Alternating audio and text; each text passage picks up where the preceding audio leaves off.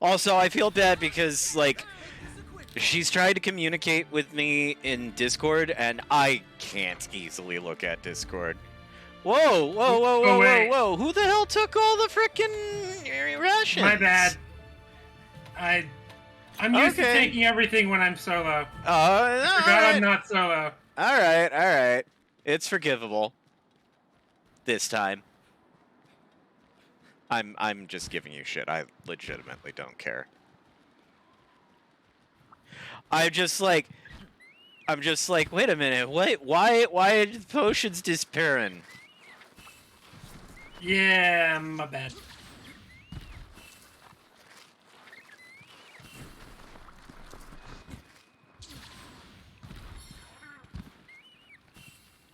Mana just wants to consume rations. Packed meat.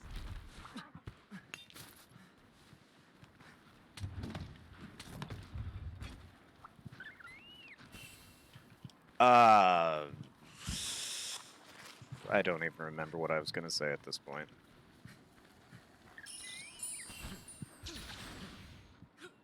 That's our target, huh? Oh. Hello, convenient target. I'm gonna stab you a whole bunch. Cool. And we're gonna start by shield bashing you in the face.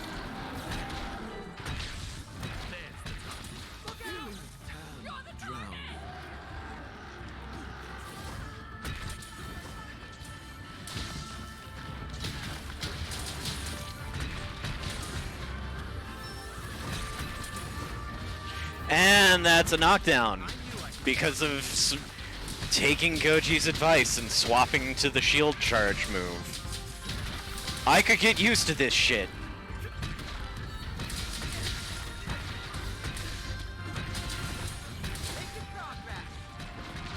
I might be using a severing weapon, but I can knock someone out. Oh, and then the paralysis. I got the paralyzed. This poor Great Baggy, it's like Marvel, he doesn't get to play. He's getting touch of death by a team of 3. It's Marvel vs. Capcom. He hates it, he doesn't get to play, he never gets to play.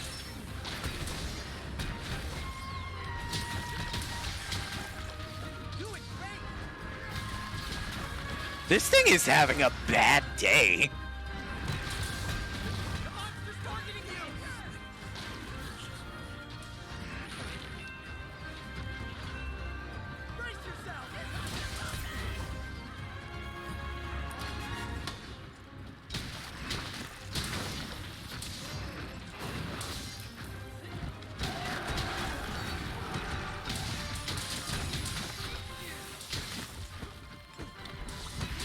Ah, I see you have changed. Wait, which weapon is that? Banabra parts? Good question. It's a paralyzed weapon, though. That's why it got paralyzed. Yeah, I'm willing to bet that it had something to do with insect parts. Because, like, for a second, it almost reminded me of the... Especially with the spider web, I thought it might have... It reminded me of the Rachna Kadaki weapon, but you don't have access to that yet. Oh, hell no, I haven't fought one of those. It's called Corruption. Kind of like Corruption, but with an N. Yeah, that's Banabra and Alteroth parts. Rolling around at the speed of dog. Meanwhile, I cry and cat. But cat heals me. So no more cry.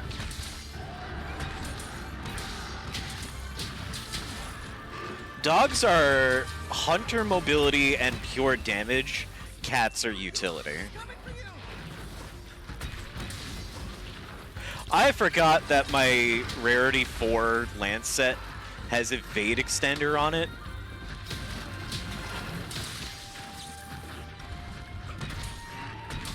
I think I literally do my fastest movement with this set by backstepping.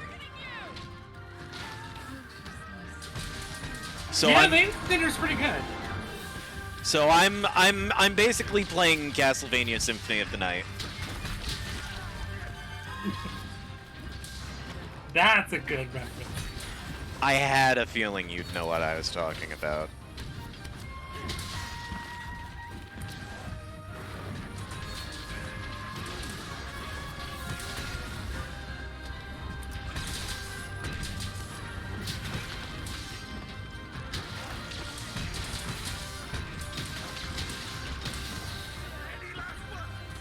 Easy peasy.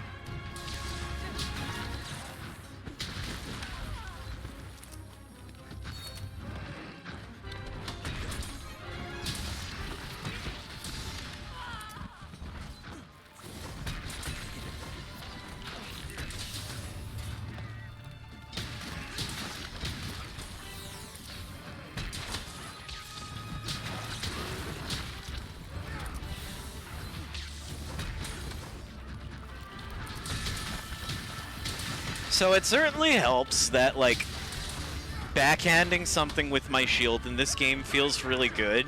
Because I feel like any game that involves sword and shield as a weapon option is legally obligated to make a shield bash part of the arsenal, and if it doesn't feel good to do, then you go to jail. Oh yeah, shields can absolutely be used, even in real life. Getting hit by a shield fucking hurts.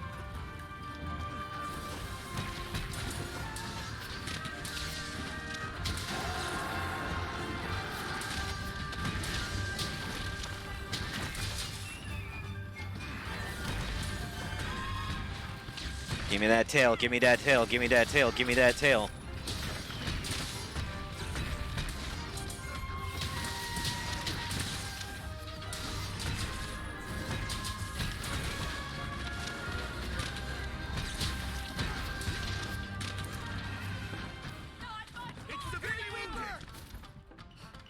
Looks useful.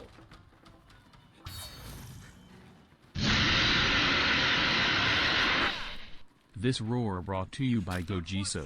Just a quick polish.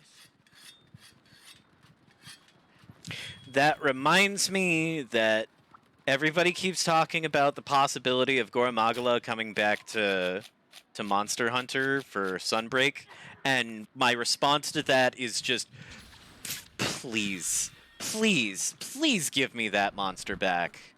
Give me the Magalas. I would be immensely happy, even though that was like my nightmare monster for such a long time. Best way to make your nightmares not your nightmares? Confront them. I don't know if you were around when I told the story of how Goromagala became my nightmare monster, now that I think Probably of it. not. Okay, this was back in the Monster Hunter 4 Ultimate on DS era, and it was my first time actually, like, really getting into, like... Are you asleep? No, you're up. It was my first time getting into, like, the really handheld DS one, because when it came to 3, it was me playing it on Wii. But I started to really enjoy the handheld one because I was just so impressed by what they were capable of making a 3DS do. And I was feeling really good because in 4, Lances had gotten some pretty significant buffs, and I was feeling pretty invincible at the time. And then I got to the flagship monster, which happened to be a black dragon called Goromagala, whose gimmick was that they had the Frenzy virus, which, if you didn't react to it properly, could make you start losing control of your character and also make you take significantly more damage. But I had been playing... Dead. Yep. We kind of annihilated it. Yeah. But anyways, I'm like I'm playing Monster Hunter 4, but since it was on the 3DS, like it was super accessible, and there were so many people playing it, which is great. It's fantastic. I love it. So I'm spending a lot of time introducing new players to it, and like we're all doing low rank stuff because everybody's new. So might as well help the new hunters, because even before I did my pilgrimage and even before I was streaming Monster Hunter, I still had I want to help new players because I love this game and I want them to enjoy it for the same reasons I enjoy it, and that's the community. But we even did a bunch of like the low rank event quests, including a monster that you literally have to chase with a sand ship and climb onto its back, and it has mining nodes on its back. And if that sounds neat. yeah, if it sounds awesome, it's because it was, and I'd love to see that kind of stuff come back. But anyways, I was at best in slot in everything that I could have had by that point where I got to the Gormagala quest. And I go in just as arrogant as can be, like, nah, I'm going to solo this, it's going to be fine. And everybody else that's been undergoing it has been like, dude, do not mess with this quest, you are going to get annihilated. I'm like, nah, it's fine, don't even worry about it. My defense is like 216 or something like that. So I rush up, I'm fighting Gormagala first time, I see the dragon, I rush in, I get hit and lose 2/3 of my health on the spot. Well, that's a reality check to the face. Then, as I'm backing off to heal, it chases me, does a breath attack, and I die. Yep. And I'm 3 minutes into this hunt, and I'm just sitting there slack-jawed at my DS. I died and failed out of that quest faster than, like, it took to find certain monsters in other quests. And I was so rattled by it. And I was stuck on him for, like, there were a couple of weeks where I just refused to even try because I was so dispirited by it. And then I had the idea that I was being too scared too long. So I tried again solo, because nobody wanted to help me. And as you remember, Monster Hunter hunts have a 50-minute time limit. But I decided the smartest thing that I could do was to spend like 10-15 minutes doing nothing but studying the thing. I wanted to learn its tells, I wanted to learn its telegraphs, I wanted to see what I could do to basically, like, understand how it fought. And then, after I started feeling a little more competent, that's when I went ahead and started going at it for real. And I still fainted early on in my fighting because I was, like, getting antsy and getting greedy. So, 18 minutes in, faint 1. And then, I don't know what happened, but I finally started to get it. It was still hard, and I still had to back off and heal very, very commonly. But I was chasing it through places, even to the point where I got it to retreat to where it sleeps. And this was at, like, 40 minutes in.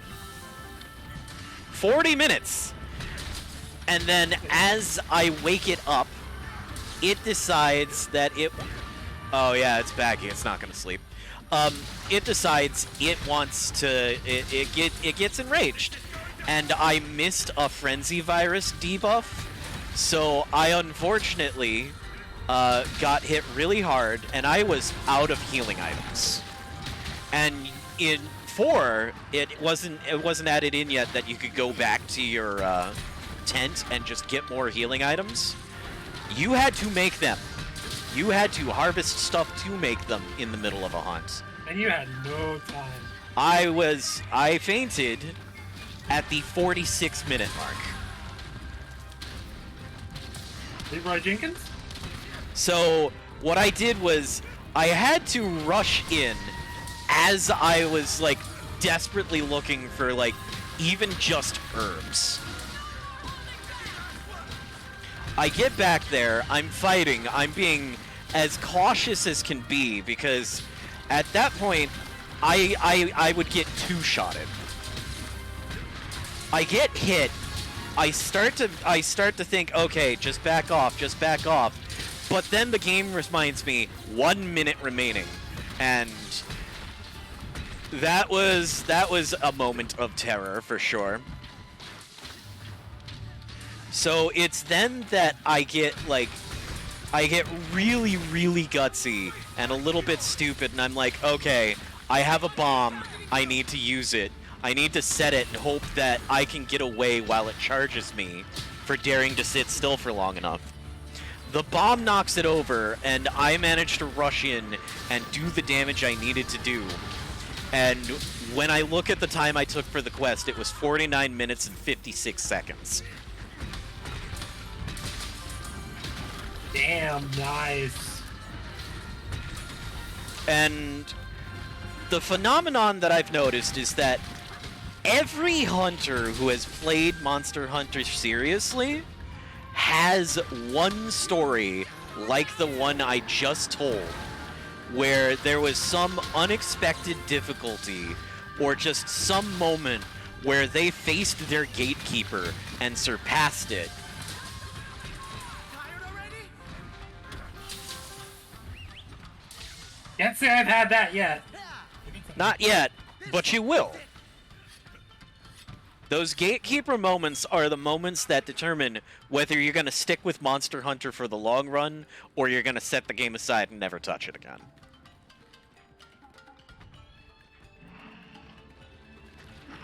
Oh, you thought we were done? Okay. I don't have Bull Rush, so I can't chase you the way I normally would.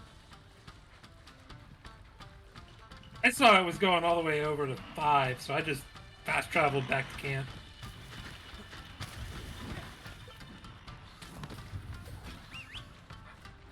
Come on, Popper. We got to chase us a baggie.